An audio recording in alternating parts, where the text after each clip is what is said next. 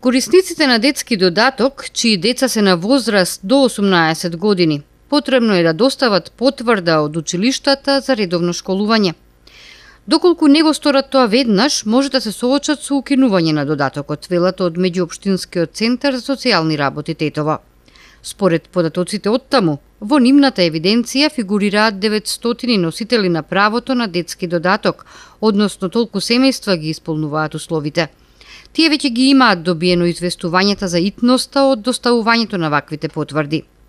Според утврдените услови, семејствата кои имаат едно дете кое посетува настава во основно училиште, добиваат 744 денари месечно, за две деца 1488, а за 3 1870 денари.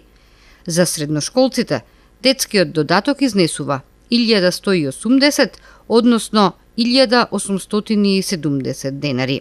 Доколку потврдата за школување не биде навремено поднесена, семејствата може да се соочат со укинување на овие средства.